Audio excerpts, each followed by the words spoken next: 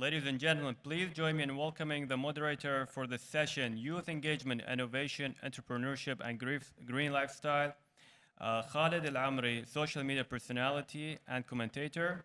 And the panelists are Ivan Pasichnyk, CEO and co-founder at Ecoisme, Simon Bushell, CEO and co-founder at Sympower, Richard King, senior advisor at Solar Decathlon Middle East, and James Wandel, senior advisor. Thank you very much.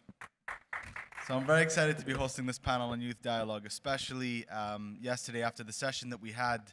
That was incredibly engaging. We had all members of the youth from different organizations, different universities, all giving their opinions, their frustrations, some of the positive stuff. We didn't have many people on the panel from the initiatives that are being done to sort of engage youth. And it's very important because last year, I was working with the Zayed Future Energy Prize.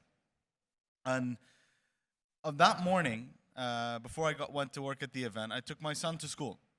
And my son on the way to school, he asked me, so where are you going today to work? My son at this stage knows that I work at events and stuff like that. So I said, I'm working at an event for the Zayed Future Energy Prize. He's like, what's that, Dad? I said, we're awarding people who make the world cleaner. Just, the simplistic way I tried to explain it to a second grader. Then he asked me, who made it dirty? I was like, oh, there's the awkwardness, where you have to explain. And we always hear these sort of lines, these quotes that, the future will ask us, in the future, what did you do to stop these things or make the world cleaner? Why did it get like this? But it's no longer a quote that we're waiting to hear. Those questions are being asked today, which is why I'm really excited to be hosting this session with you all. So we want to make this engaging. We want to hear a lot from what you think. We're going to ask a few questions to the panelists, and then we're going to open it up as quickly as possible to you because we want this to be engaging. We want this to continue from the dialogue of yesterday. Is that okay? We good? Perfect.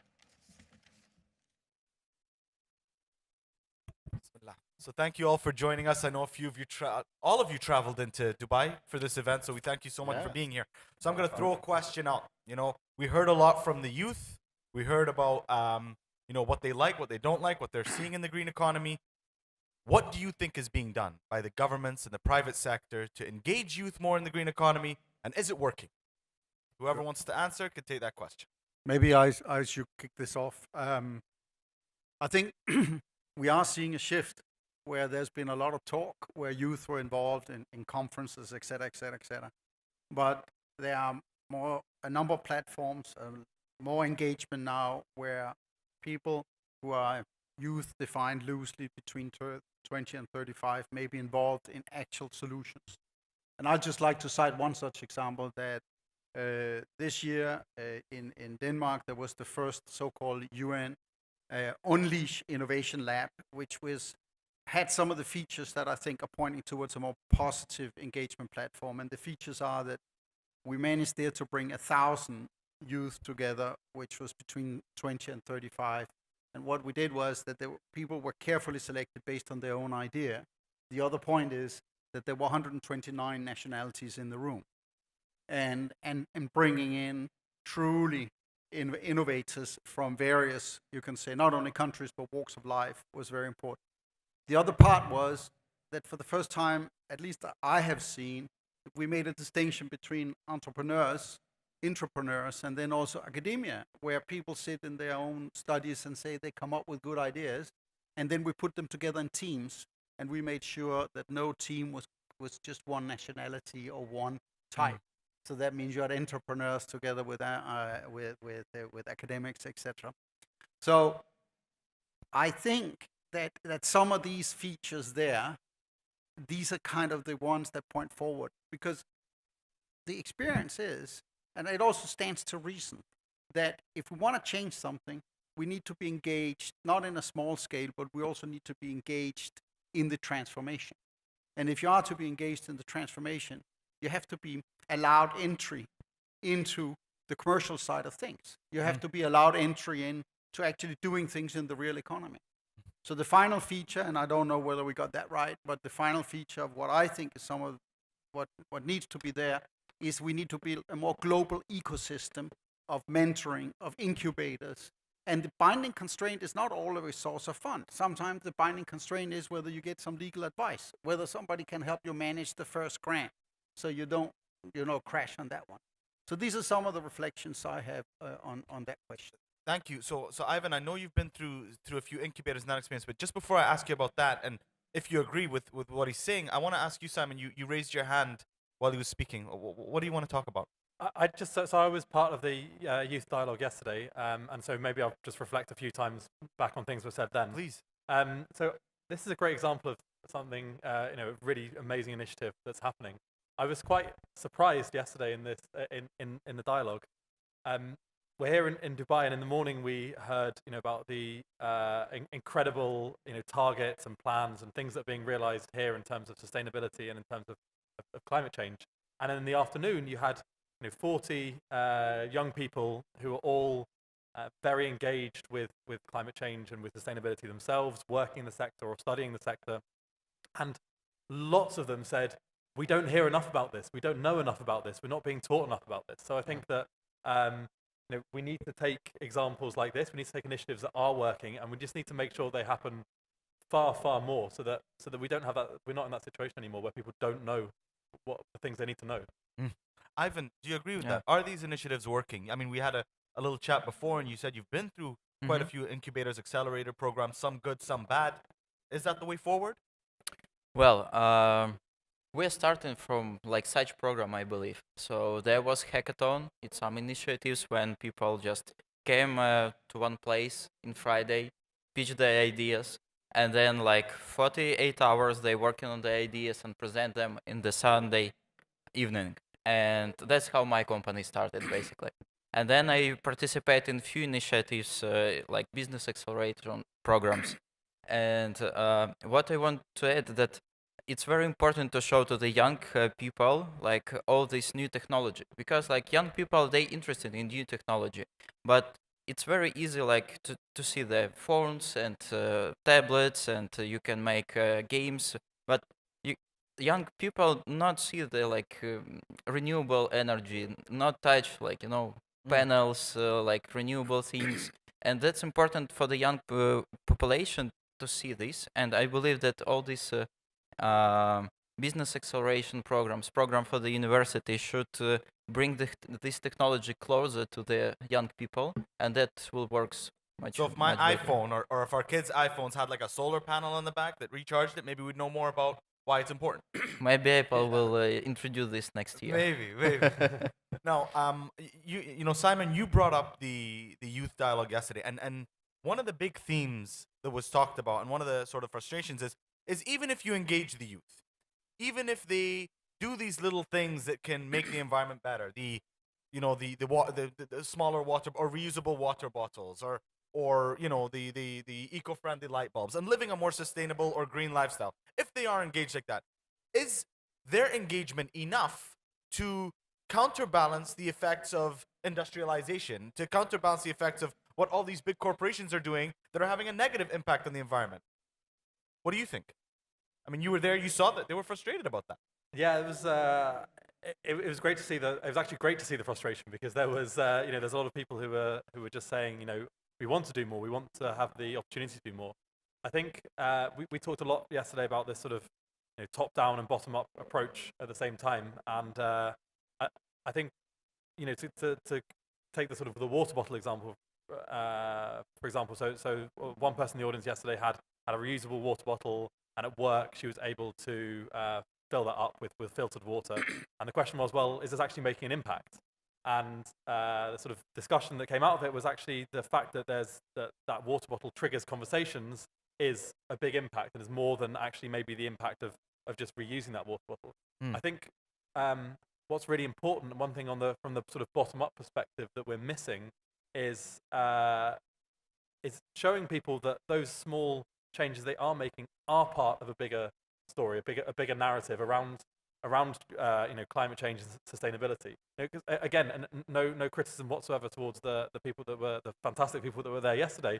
But someone asked the question: okay, how many people here take a reusable bag to the supermarket. And no one raised their hand. No one raised their hands, and like you've got 40 people here who are really engaged in this topic, Yep. and just aren't taking those small steps. And I believe that's because it's very difficult to see the impact that you're having or why it's important. The visualization of it. Yeah. And I want to move on to Eric because I just visited the Decathlon stand. Yeah. Richard. And very impressed. And you were talking about seeing things. We're actually going to see these houses that are fully sustainable and all these things right here in Dubai.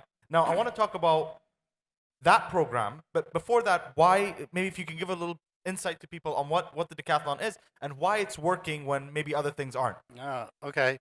So I work at the U.S. Department of Energy at the time I created the Solar Decathlon, and it's a 2-year program for schools of architecture and engineering to design from the ground up a full-scale solar-powered, sustainable, self-sufficient house. And it's very ambitious, and there's going to be one held here in Dubai next year. There's models over in the thing. And it's got fully engagement of about 2,000 university-level students from 20 different universities. So why students? And I'll tell you 2 reasons that got me thinking about this back in the 90s when we needed to get solar implemented out there. And I was thinking, well, who to do a competition with? And I came up with pretty much everyone. And I'll say it this way. So you as individuals, all of us, are responsible for 100% of the energy that you use as an individual. I say that, do you turn off lights when you leave the room? Do you turn off the water when you're done with it? Do you insulate your attic? Do you use solar panels? Do you walk? Do you ride a bike? Do you use an electric vehicle or drive an SUV? Those are all personal choices. So from that point of view, you see what I'm saying. You're responsible for 100% of the energy you use. Well, collectively, if you look at a pie chart of energy usage, a quarter is transportation, a quarter is residential, a quarter is commercial, and a quarter is industry. Will you, all of us as individuals, make up half of the total energy usage pie in the world? So that's a lot of responsibility. But what about this building or the airport that I flew into or, your school building? Who's responsible for the energy usage there? And the answer is architects and engineers. They design the buildings. They determine its energy efficiency. They determine what materials and recyclability, et cetera. So they are responsible for the other half, but as individuals, they make up the whole pie. So I consider architects and engineers the most important people in the world because of that responsibility and their influence. And for youth, I'll make one other point, is that our youth has the most vested interest in the future, not only financially, but you're going to live the longest. I hope the youth that's 20-something has 60 more years of living on the earth. And financially, if you just consider living in a house and owning a car, it's about $5,000 a year you're going to pay in energy costs. Yeah, that's about $300,000 US in your lifetime. If that's at current prices, you might end up paying $500,000 to more than that in your lifetime. So what do you want to invest your money into? What kind of energy? It's a big thing, and then you get to live for 60 years. I don't. I wish I could, but maybe not.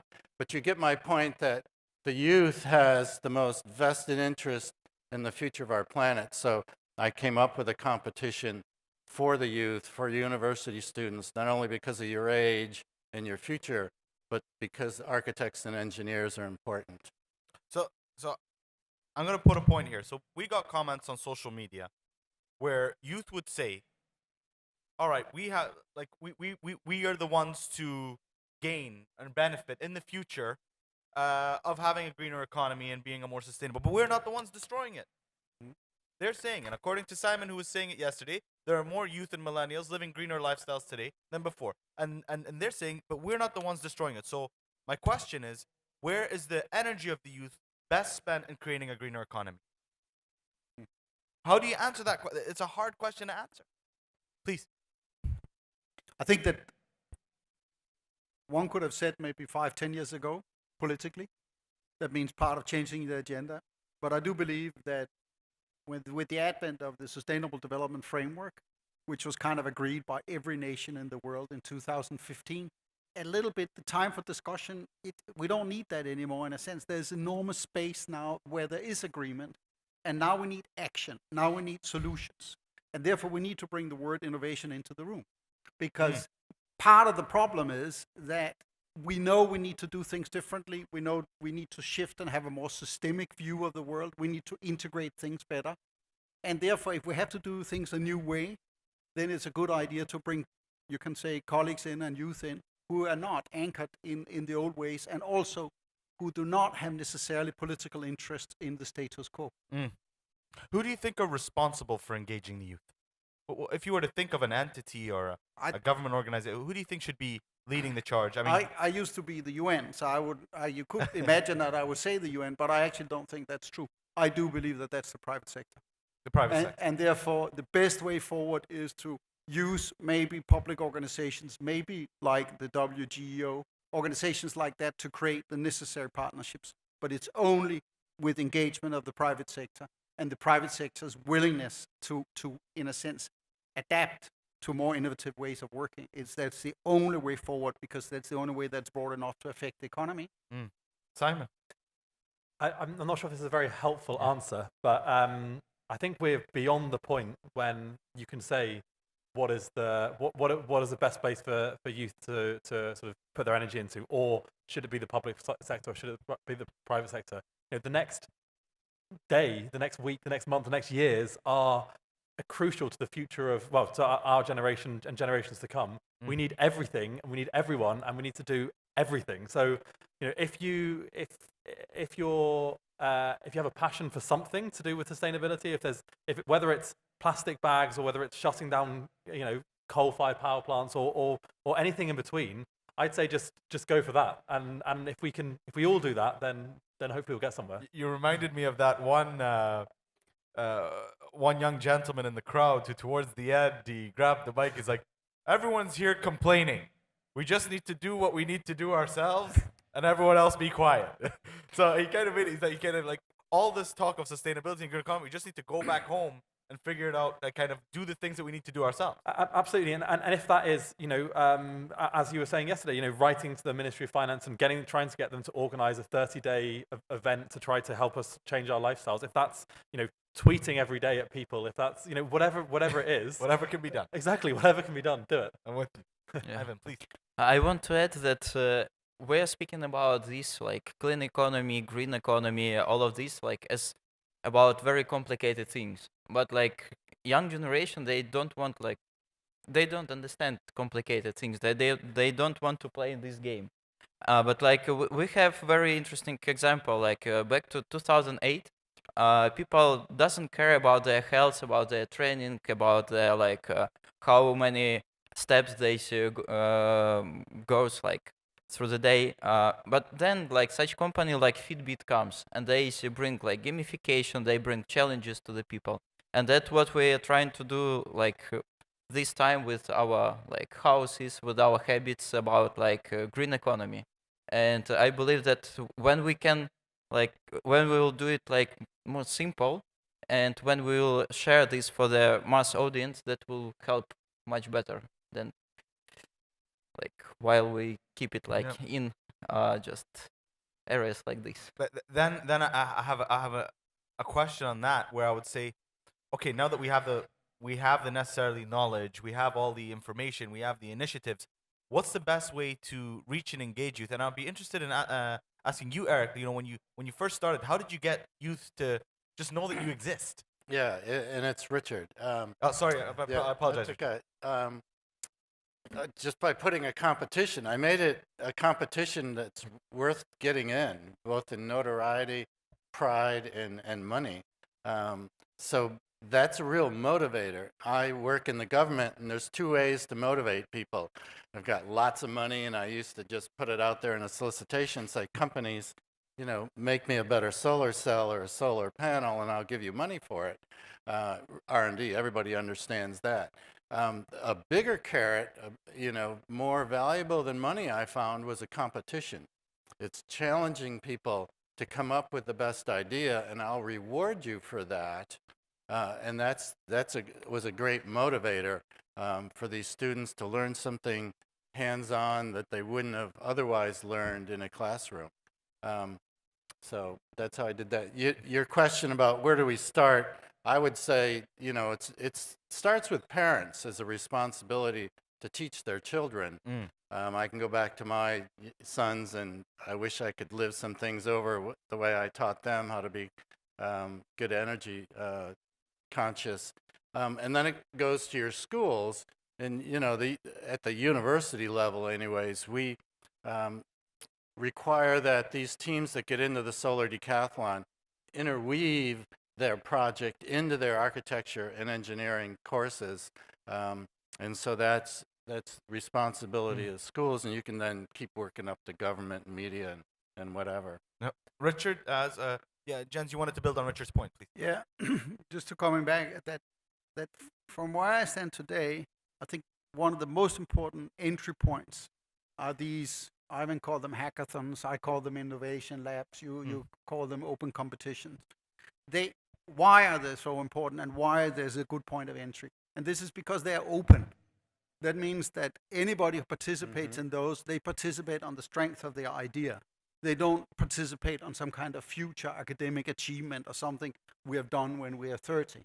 And the other thing is that some of these ideas are commercially viable.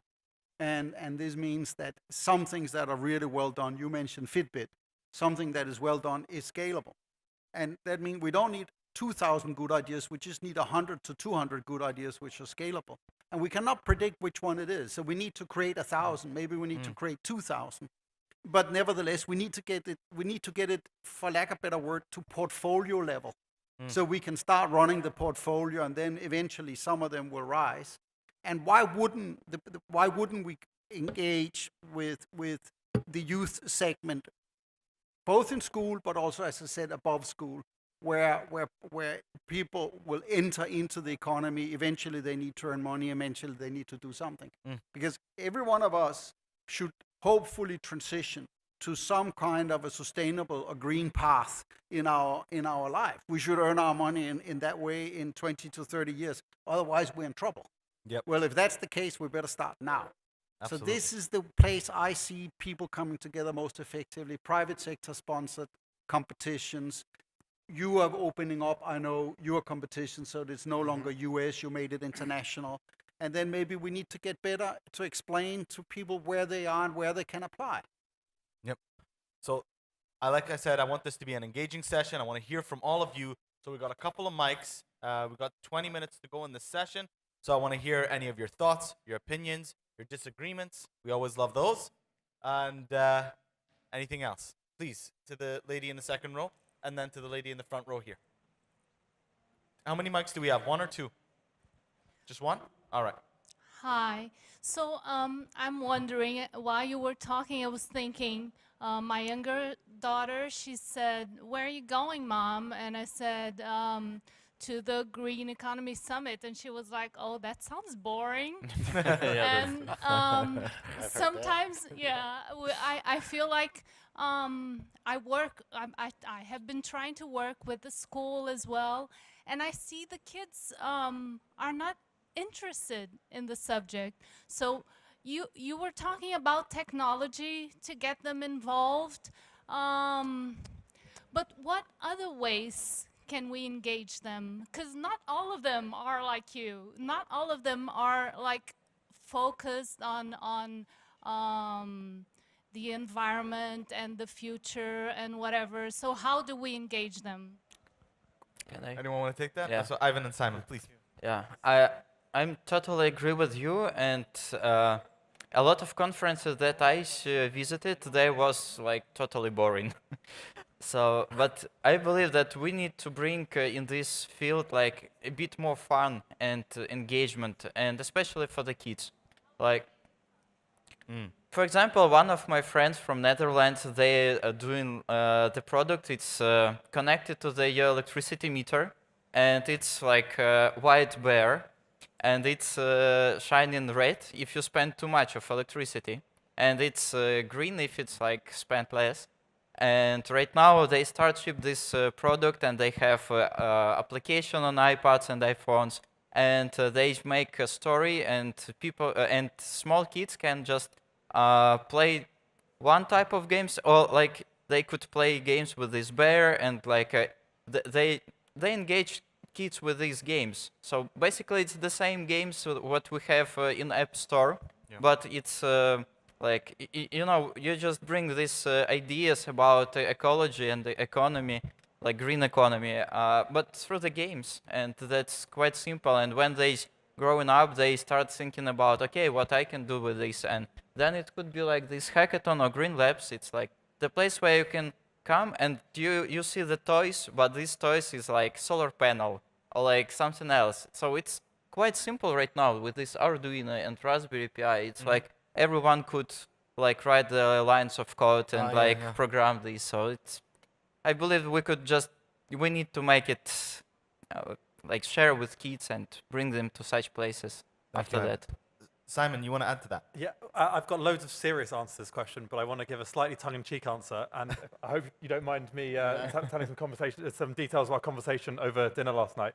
But Richard said that if he was able to sort of go back in time to when his sons were growing up, he would have tried to make them pay for their own part of their electricity bill, and then that would have forced them to turn the lights off and that sort of thing. Yeah, I'd go up to my son's bedroom, and he'd have the computer on, the light on, the radio on, and he's downstairs watching television. And I was joking, I should have had him pay the electricity bill or take it out of his allowance if they understand the consequences of what they're doing, but they're entitled, and I don't pay for it. So I should have done that one. But I will answer your question. You should devise a challenge or a game for your own child. If you do some things for me, I will reward you. And if it's, recycling or doing something within the house to reward your child, you might get a better response. Yeah. So fun and rewarding. Simon. I think just to sort of give one sort of slightly more serious answer is I think there's so many things about sustainability that I think that the sort of problem of climate change is really very abstract, and it's very difficult to understand and to connect to what you're doing in your day-to-day life. However, there's so many co-benefits, and I think if we can try to, I think that's a really great place to start. So if you think about air pollution, for example, if you can talk about the benefits of cycling in terms of health or walking rather than taking the car, or if you can talk about plastic waste in the oceans, if you do a quick Google search, you can definitely find a photo of a poor marine animal suffocating in a plastic bag. Not nice, but if you can link it to those things that are happening right now, then maybe that's a way of sort of engaging, at least taking those first steps. Question from the lady in the front row. Yeah, in kind of a similar train of thought about how we should be empowering young people. I want to ask what you guys think about who we should be empowering. That there are the people who are already passionate about environmental conservation, and then those who don't really think about it. So is our energy best spent, do you guys think, focusing on starting that spark in people who don't care yet, or giving the young people who do already care the resources that they were asking for in our discussion last night? Will everyone else follow afterwards? So do we empower the people who are already working on it, or do we focus on the people that don't have the knowledge? Am I correct? Yeah. I could. All right, we've got everyone, so we'll start from the front. From Jens to Richard, Simon, and Ivan. Okay. In that order. I think it's helpful to position the green conversation and the broader conversation on sustainability. And sustainability also has a social dimension and an economic one. one of the key features of the way we think about sustainability is the notion of leaving no one behind. And in there sits the answer. That is that it makes no sense to go out and work a topic or work something that is that transformational if we want it to be carried by some kind of enlightened elite. Secondly, it is implausible that most people will not like and live a life which sustains life also, both not only for their generation but also for their children's generation. In other words, one needs to find just many different entry points. Sometimes it's environment, sometimes it is abuse of labor, sometimes it is clear indignity, or it's just a sense of being part of something bigger. I mean, Ken Cameron was here just on the stage before we came in. He's a former astronaut. It's a very good idea to just show somebody a picture of Earth and say, you know, that's the one we got. And just that, if you embrace that concept, we are on the right track here. So we should need to broaden the appeal, and we need to really show how multifaceted this is and how much this is about our life. And then I think we're in a good way. Richard. I was simply going to say we should go after both. Nice. You need the believers to go on and be the leaders. We need leaders, and they can influence tens and 20s and hundreds of people, but you also need to go after the non-believers and keep working on them and try to bring them around. So that was my simple answer. Thank you. I'll try to keep mine simple as well. First, it's a great question. I think maybe one other thing to remember is there's always going to be, say, 10% of people who you aren't going to be able to bring along at all. And I think it's really important that we don't focus our energies on them, because it's just a waste of time. But I think it's that middle chunk that are really important. I think actually coming back to sort of something you were saying earlier, Ivan, is we all have, there's so many things we have to worry about and do in our lives, and there's so many different causes that people can pursue, or even just, earn enough money to feed you, have enough food for dinner tonight. There's a lot of things we have to worry about. So I think we also can't expect everyone to be passionate about it, but we need to find simple ways, as has already been said, that people can engage with it and can make it part of their daily lives. And I don't know how to do that, but over to you. I have example Please. about this. Actually, back to 2012 or like 13, when we start our company, I was passionate about one company. It's called Power. Before, 1 year ago, they sold it for $500 million to Oracle Utilities. So that's pretty nice. Wow. I was passionate about the CEO and what he told during the TEDx about environment and green economy. And he bring example. He say, before we start this company, we ask people, and we put 3 groups of people, and for one of them we say, okay, you will, if you will save electricity, you will save money. For second group, they told that if you will save electricity, you will save environment, and your child will live in cleaner and greener future. And for the third group of people, they said, oh, look, your neighbor spent less money on this. Yeah. And the fact was, this third group became spent much less electricity and money on electricity. So I bring this example to show that from time to time, we don't need to show it from, oh, okay, we need to be good and save planet, but usual things, and we could play on these usual things and our habits, and we don't want to pay more than neighbors. So if it works and if it's bring our planet to the greener future, why not? Thank you. Excellent question. Would you You mind want if to I follow just up? ask a follow-up question? Please do. And then we have and then the gentleman in the back. Please do. Please, ma'am. Mr. Wandel, you used the word elite, which I sparked a question that there is this sort of idea that the environmentalist identity kind of comes with a little bit of self-righteousness that tends to be this sort of the image. And so I wonder what you guys think about starting conversations in a non-judgmental way, and how do you bring people into the movement and get people passionate, without pointing fingers and without pointing blame, and kind of so how do you start those conversations? Anyone want to take that? Yeah, I could just share my experience. Jens, then Simon, please. And just the experience I have is you're engaged on the topic, and you're engaged on the ideas. And that's it. And then there are certain rules in the engagement.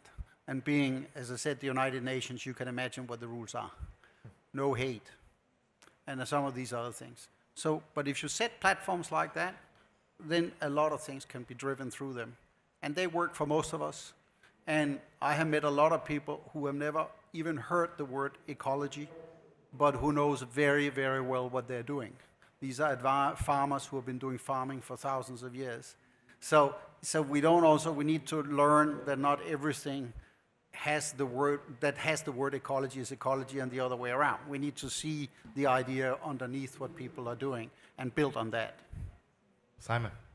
So just for some sort of practical sort of tips, I think firstly is to ask questions and not preach, which I think then immediately removes that sort of elitist or whatever issue. Go for the heart and not the head. So tell stories, don't say facts. And then thirdly, plant seeds. So don't just so for example, if I'm trying to convince you to not own a car, and you have a car, let's say, if I say to you, sell your car, then you're probably not going to do that. However, if I say, over the last 4 years, I've slowly stopped using my car and I'm now about to sell it, and it was really hard at the beginning because of this and this, but then I found out that actually taking the train to work was much better than driving because, you know, I could read a book on the way, or, you know, whatever it is, then you're giving people small sort of steps and not trying to make them sort of make huge changes straight away. Yeah. Happy?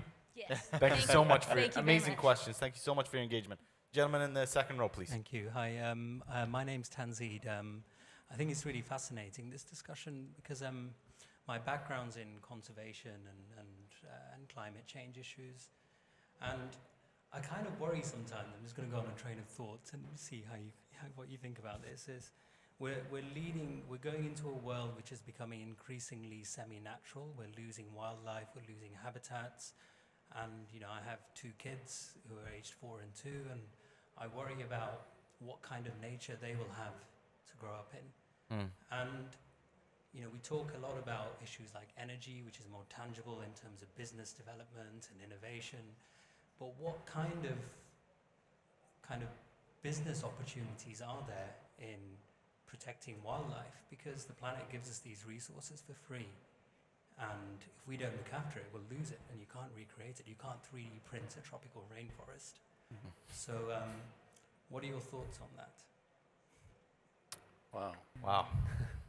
Yeah. I think if we're talking about public and private sector, I think this is maybe something where the public sector really needs to step in. I think it's not quite an answer to your question, but it's kind of maybe related to it. Yesterday, again, in the youth dialogue, there was a number of stories of people who said, you know, I went diving for the first time, and all of a sudden my eyes were open to this incredible world we live in, and then I really got passionate about this. Or was it the climate ambassadors? I think you were talking about like when the children truly experience nature, because our ancestors, or like our generation before us even, you know, they actually lived in these environments where they had to engage with nature all the time. I think it was more specific to the UAE. And now, because we're, again, like you said, sitting at home on our iPads, just engaging with everything through that, we don't have that, and you guys were talking about the visualization, we don't have that touch, hence the reason we don't feel that connection to nature, so we don't care as much. But that was sort of the absolutely, and then there were, for example, a number of climate ambassadors yesterday who had been taken on trips to see places where climate change is happening right now, and they just came back and they said, you know, it was life-changing. So, to be honest, I think business opportunities is difficult, and maybe it's something where, you know, the governments should create business opportunities, perhaps. I mean, that's a bit of a cop-out, but it's like a zoo, you know. You can go to the zoo or get a nature park, and there should be one in every city that's easily accessible for all those people who live in cities, and it's kind of a concrete, you know, world that they live around.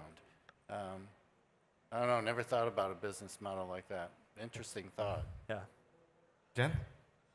Just two aspects. First of all, thank you for the question, because I think there was somebody who won a Nobel Prize on trying to answer that, Elinor Ostrom, which is protecting of the commons, which is exactly of trying to protect our common nature. And there's some thoughts in that, and there are actually systems that exist that works today. Secondly, there are people who are thinking this through slightly more from a business model point of view, which I do think is helpful. And that means that sometimes an ecosystem, if you preserve it, is cheaper than if you regenerate the same business. I used to live many years in New York. New York's watershed is actually a nature reserve because they did the calculation. It's much cheaper to preserve the Catskill Mountains and forest than it is to run a water purification plant. It was pure economics, and the Catskill Mountains, believe you me, are beautiful, etc. So actually it's a good idea to think about the problem through the lens of modern management also. So we find new ways. I come back to this topic about innovation. We just have to learn to think things differently, because otherwise things will not go well for us. Absolutely. Well, I have a question. Yep, we have a question from the gentleman and then the lady in the third row. Please. You know, one of the major problems in this part of the world, and I think also maybe in the States, food waste. You know, this buffet, which is, it's now, it's become, when you go dining, and most of the food, from my own experience, I go dining with my kids, and they are highly educated. But when we go there, and I have seen also the people around, they take more than is required, and half of the food it go to waste, which is just creating a lot of environment with respect to power, with respect to pollution of water, drainage system, you name it. How to tackle this with respect to, from your experience, whether you have faced this problem, because it's a big issue, you know. It's Greed. Yeah. Tackling greed. Yeah. So to be a green lifestyle. Yep. Yeah. Well, you can give that, you should get all the restaurants to give excess food left over to food banks or the poor or the homeless. And there are programs for that. And I think, oh, sorry, Ivan. Can Ivan go for you? Yeah. And then we'll go to Simon. Please, Ivan. Okay, so in my experience, so like children do it because they don't know, they don't understand what will happen with this food.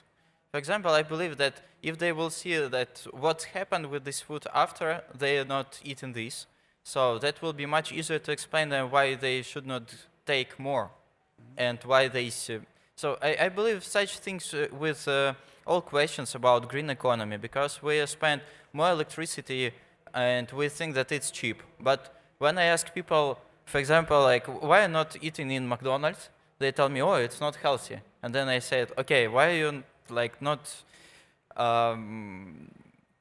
follow these rules with electricity? Okay, but it's cheap. Okay, but McDonald's is cheap as well. But you're like we use we use different rules for electricity and for wasting and then for our health, because we don't see the result. Yeah, because like if I will eat in McDonald's every time during the week, I will see the result. Oh yeah. And like with wasting, with other wasting, we didn't see the result, and probably we need to educate in this way, like to show the result. Okay, every time when you like took more food, for example, like it could be with different things, like just to gamificate this or like to show somehow. Please, Let's go back to the audience. I mean, if you're looking for something like action, like one time I'll tell you what. Here we go. So in Ramadan, where we all fast and we all get really greedy, all right. My dad took me shopping and he said I wanted this basbousa dessert. You know the basbousa, the Arabic dessert. So he's like, okay, get one piece. If you want more, I'll come back and bring you. I'm like, no, Dad, I want the whole thing. And he's like, all right. And my dad had to pay. And so we got back and it was futur. We had our futur and then it was time for dessert. My dad got me the whole tray of basbousa and put it in front of me. I'm like, okay, here goes. I had one piece. And then I was like, full. And then my dad's like, oh, no, you're not. You're not getting up till you finish that whole thing. And I was young, but I'll never forget that lesson. And that's why, like, for now, like, at least for my family, and it goes back to, like, educating in families. Now, like, my wife and I, when we go out for a meal, we order a meal and then we share it. And then, like, our kids see that and they understand the aspect of sharing. They understand the aspect of not ordering. It's definitely something that I feel like, you can't have a policy on greed. It's something that definitely has to be, embedded in the home and started from there. I think it's what you said, I think this is, if we start with the kids, I think that is more effective. Because I know my kids, not kids, highly educated, highly qualified. Before we go, I say, today I want zero waste because I'm working in the environment. I know what is that. Okay? They say, okay. And when you go there, no zero waste. And I start also eating whatever, and that's why I have a big gut now. I think it's happy man. I think for hotels or restaurants, they should make a restriction. If you don't eat it, you have to pay extra.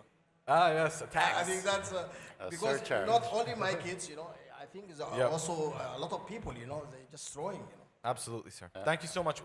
So I got the 2-minute mark, but we had a question from the lady in the green before I got that. So if we can just take that, we good? Final question, ma'am, please. Hello, everyone. Thank you. I actually had a question about the engagement of you two. I would like to go back to that. So, as an environmental science and engineering student, I had done some research on the mitigation of the carbon footprint in the civil aviation. So, what I came across in a lot of sources is that the offsetting of the carbon footprint efforts are like very, very little in comparison to the technical advancement.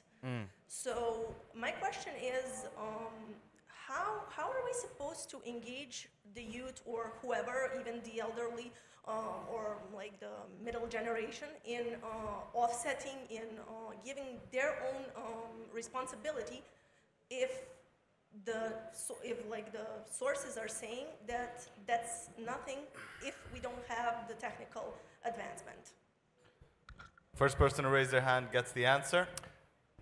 Carbon is a real difficult one, carbon footprint. I live in a zero emission house, so I have 9 kilowatts of photovoltaics, I have a total electric house, and I have an electric car.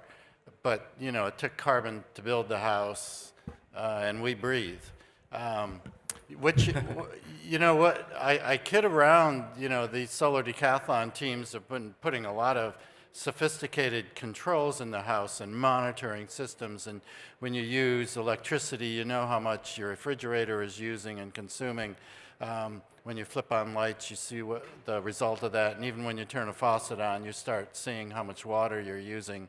And that's great. You bring up a good point. They should also have a Fitbit for carbon so that you know how much carbon is embedded or how much carbon you're putting into the atmosphere every time you do an activity in your life. And the children, all of us, would learn a great deal from that. So there's you young entrepreneurs, get working on it. A Fitbit for energy and a Fitbit for your house and a Fitbit for carbon would be great. That's a great note to close on. Thank you so much for that, Richard. Ladies and gentlemen, I got the closing, the fist, which means to close up this. And out of respect for the organizers, out of respect for the speakers, out of respect for you all, I know you all have busy lives. We're going to close it there. Any questions? Maybe some of the speakers will be on the site to answer them. Thank you all for being so engaging. And please, ladies and gentlemen, your panel.